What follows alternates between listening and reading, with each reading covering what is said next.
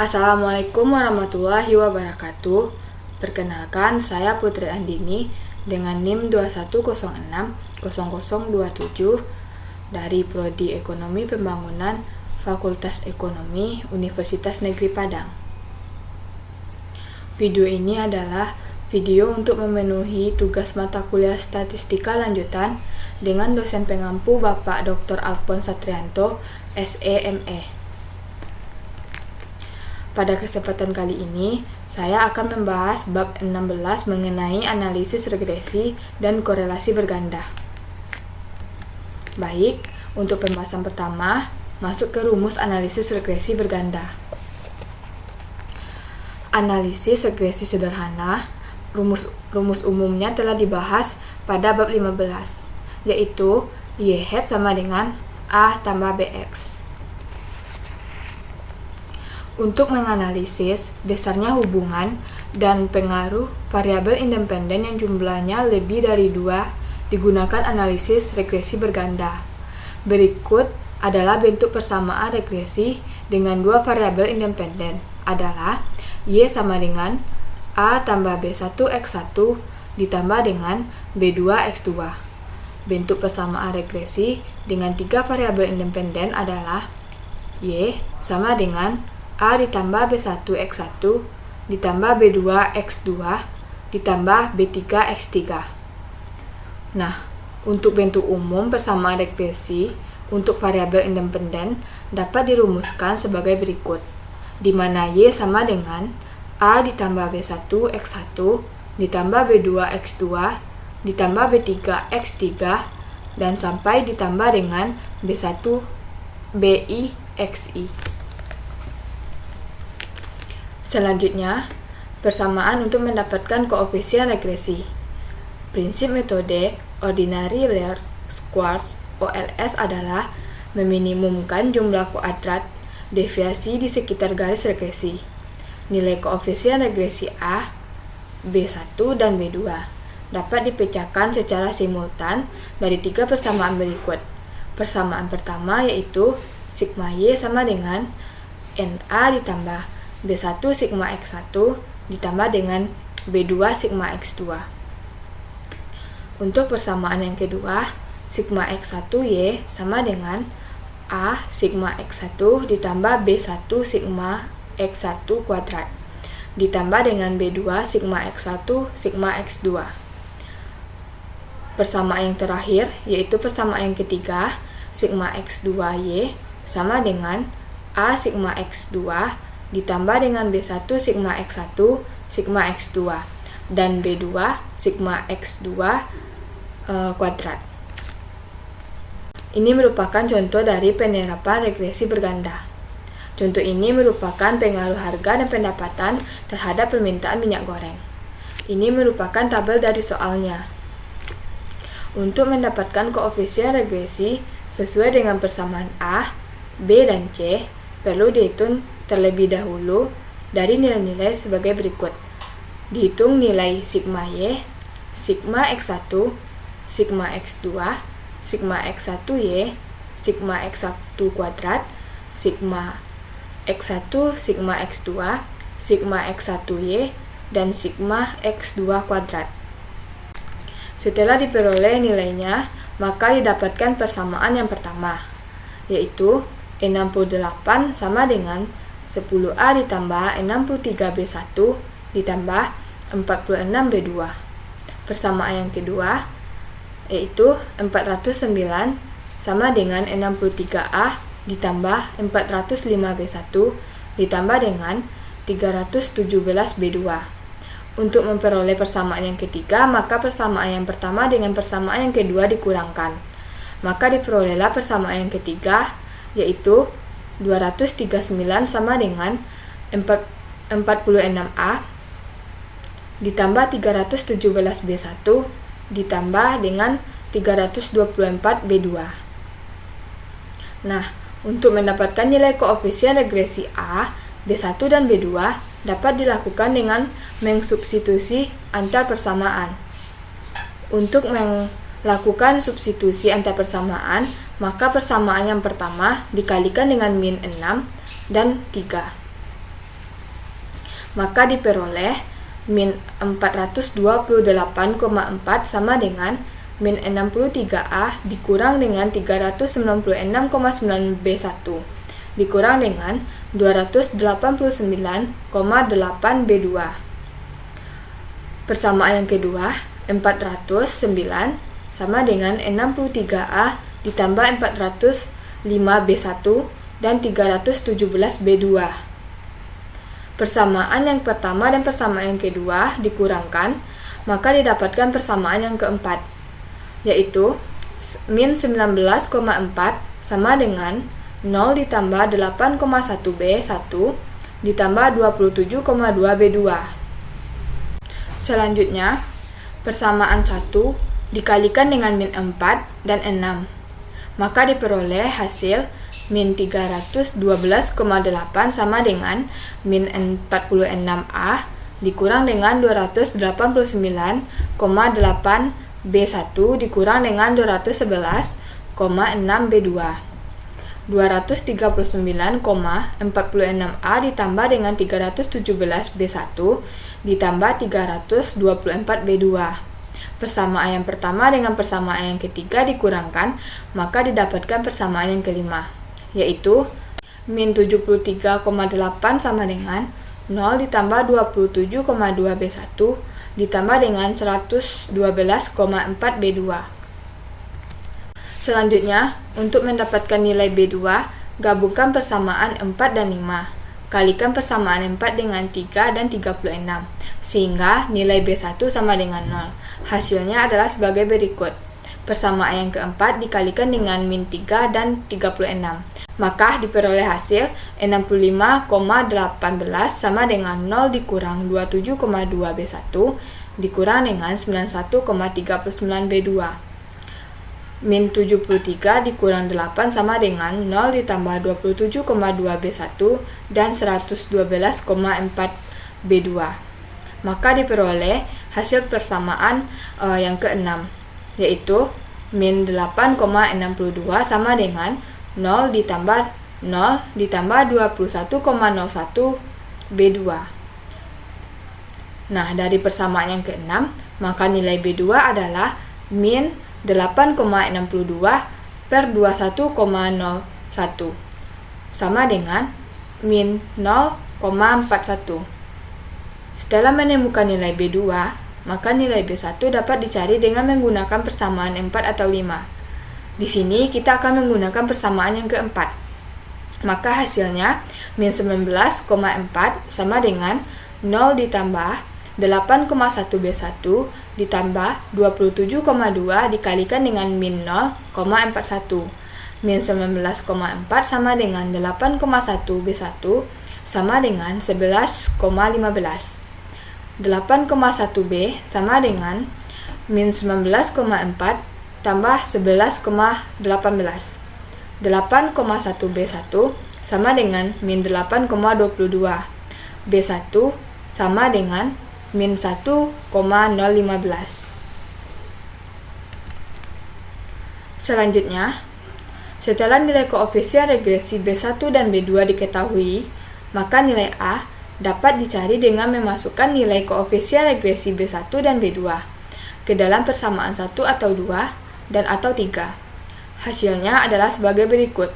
Di sini kita menggunakan persamaan yang pertama. 68 sama dengan 10A ditambah 63 dikali dengan min 1,015 ditambah dengan 46 dikali dengan min 0,41.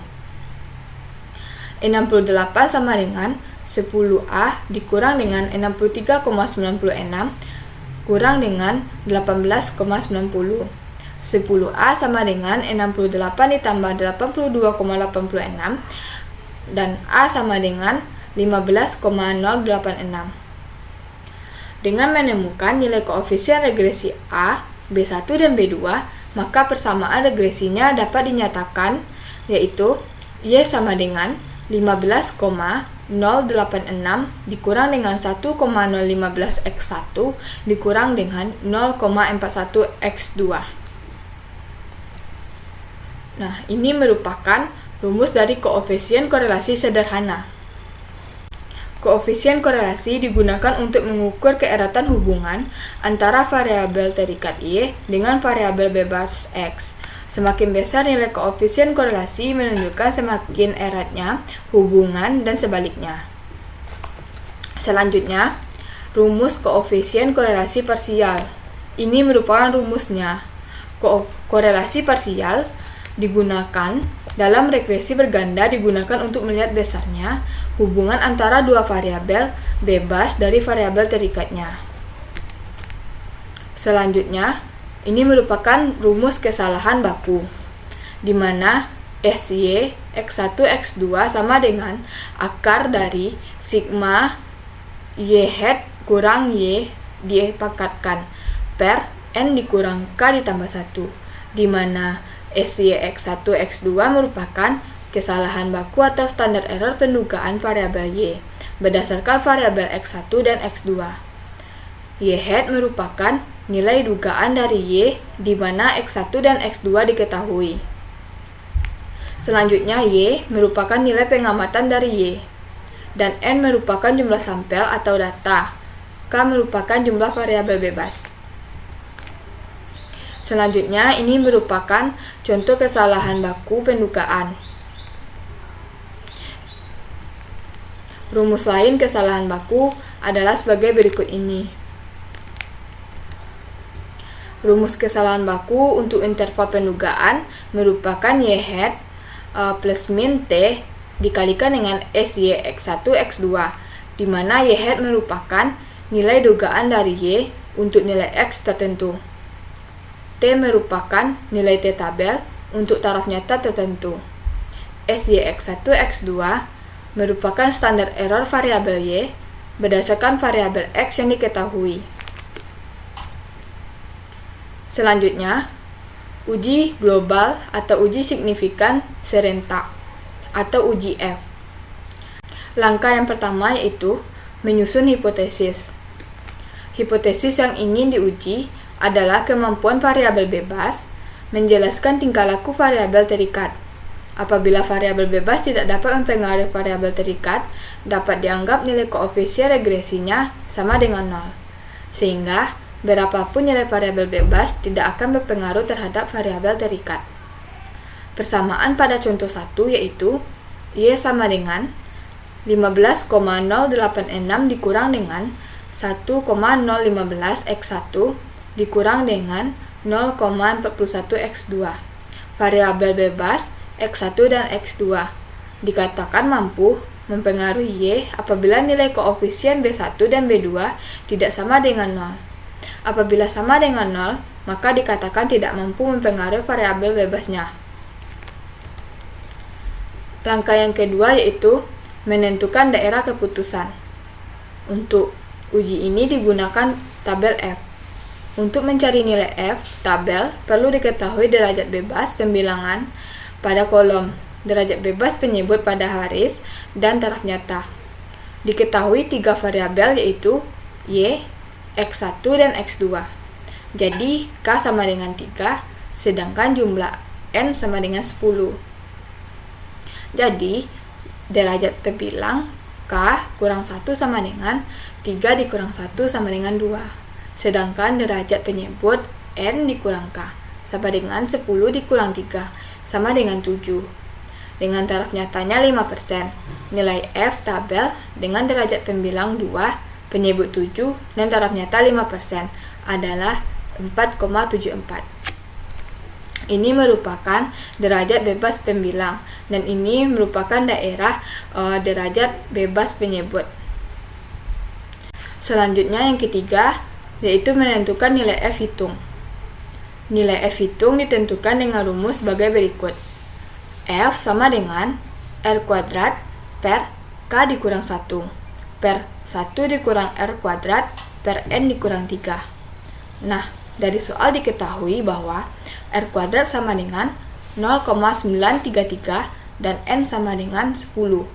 Sehingga nilai F hitung adalah F sama dengan 0,933 per 3 dikurang 1 sama dengan 1 dikurang 0,933 per 10 dikurang 3.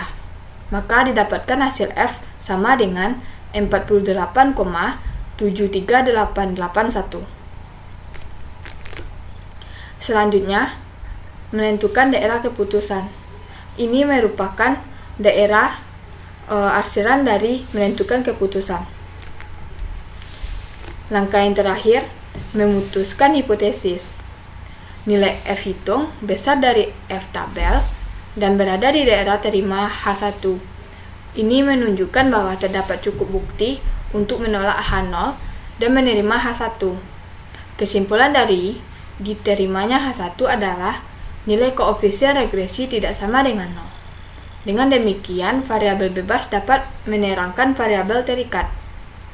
Atau dengan kata lain, variabel bebas yaitu X1 dan X2 sepenuhnya secara bersama-sama nyata terhadap variabel terikatnya, yaitu Y. Nah, selanjutnya membahas mengenai asumsi dan pelanggaran asumsi pada regresi berganda. Beberapa asumsi dalam regresi berganda. Nah, yang pertama, variabel terikat dan variabel bebas memiliki hubungan yang linier atau hubungan garis lurus. Jadi, hubungan Y dan X harus linier. Bagaimana kalau tidak linier ya? Nah, untuk masalah ini akan dibahas pada bab 17, yaitu bab berikutnya. Namun, untuk persamaan yang tidak linier, maka datanya ditransformasi terlebih dahulu menjadi linier dan biasanya data dilogkan terlebih dahulu sehingga menjadi linier. Yang kedua, variabel terikat haruslah variabel bersifat kontinu dan paling tidak berskala selang. Variabel kontinu ini adalah variabel yang dapat menempati pada semua titik dan biasanya merupakan data dari proses pengukuran. Untuk yang ketiga, nilai keragaman atau residu yaitu selisih antara dua pengamatan dan data dugaan hasil regresi Y dikurang Y hat harus sama dengan semua nilai Y. Asumsi ini menyatakan bahwa nilai residu bersifat konstan untuk semua data Y dikurang Y hat sama dengan 0. Asumsi ini memperlihatkan kondisi homoskedasitas, yaitu nilai residu Y dikurang dengan Y hat yang sama untuk semua nilai Y, menyebar normal dan mempunyai rata-rata 0. Yang keempat, pengamatan untuk variabel terikat dari satu pengamatan ke pengamatan lain harus bebas atau tidak berkorelasi. Hal ini penting untuk data yang bersifat deret berkala. Selanjutnya, pelanggaran asumsi multikolinier antara variabel bebas dan korelasi. Beberapa teknik untuk menganalisis multikolinieritas. Yang pertama, variabel bebas secara bersama-sama berpengaruh nyata atau uji F-nya nyata. Namun, ternyata setiap variabel bebasnya secara parsial pengaruhnya tidak nyata, uji T-nya tidak nyata. Yang kedua, nilai koefisien determinasi R² sangat besar. Namun ternyata variabel bebasnya berpengaruh tidak nyata, uji T-nya tidak nyata. Yang ketiga, nilai koefisien korelasi parsial yaitu RYX1, X2, RYX2, X1 dan RX1, X1, Y ada yang lebih besar dari koefisien determinasinya. Dan yang keempat, nilai VIF atau variance inflation factor. Nilai VIF besar dari 10 berarti telah terjadi multikoliniaritas yang serius di dalam model regresi. Selanjutnya, heteroskedastisitas varian atau residu tidak konstan. Heteroskedastisitas untuk menunjukkan nilai varians Y kurang Y hat antar nilai Y tidaklah sama atau hetero. Bagaimana mendeteksi heteroskedastisitas? Yang pertama, dengan menggunakan metode grafik. Menghubungkan antara Y dan E2, di mana apabila hubungan Y dan E2 tidak sama atau tidak sistematis, seperti makin membesar atau mengecil seiring bertambahnya Y, maka tidak terjadi heteroskedastisitas. Yang kedua, menggunakan uji korelasi Renz-Spearman. Digunakan untuk menguji heteroskedastisitas apabila nilai korelasi Renz-Spearman lebih besar dari nilai T tabel. Selanjutnya, autokorelasi antar data pengamatan berkorelasi. Autokorelasi merupakan korelasi antara anggota observasi yang disusun menurut urutan waktu. Ada beberapa penyebab autokorelasi. Yang pertama, kelembaman. Kelembaman biasanya terjadi dalam fenomena ekonomi di mana sesuatu akan mempengaruhi sesuatu mengikuti siklus bisnis atau saling berkaitan. Yang kedua, terjadi bias dalam spesifikasi, yaitu ada beberapa variabel yang tidak termasuk dalam model. Dan yang ketiga, merupakan bentuk fungsi yang dipergunakan tidak tepat, seperti semestinya. Bentuk nonlinier digunakan linier atau sebaliknya. Ini merupakan contoh kasus keuntungan dipengaruhi dan harga saham perbankan.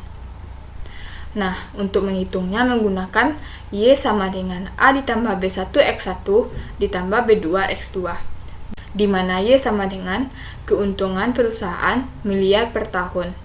X1 merupakan total aset miliar per tahun.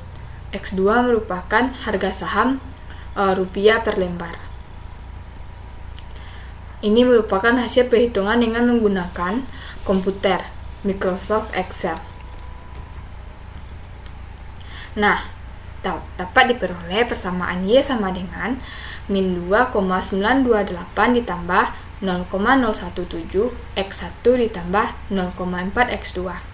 Menyatakan bahwa apabila aset X1 meningkat 1 miliar rupiah, maka keuntungan Y meningkat 0,017 miliar rupiah. Dengan demikian, return on asset di perbankan dapat diperkirakan sebesar 1,7%. Dan hal ini sudah sesuai dengan data ROA seluruh perbankan, yaitu 1,32% pada tahun 2013.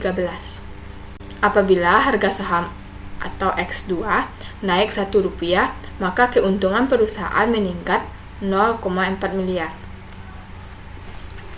Nilai R kuadrat sama dengan 0,946 ini menunjukkan kemampuan variabel aset dan harga saham menjelaskan perilaku keuntungan perusahaan sebesar 96,5% dan sisanya atau residu sebesar 3,5%. Dijelaskan oleh variabel lain yang tidak dimasukkan dan diteliti dalam persamaan tersebut. Ini menunjukkan spesifikasi model yang sangat baik karena kemampuan menjelaskannya relatif besar.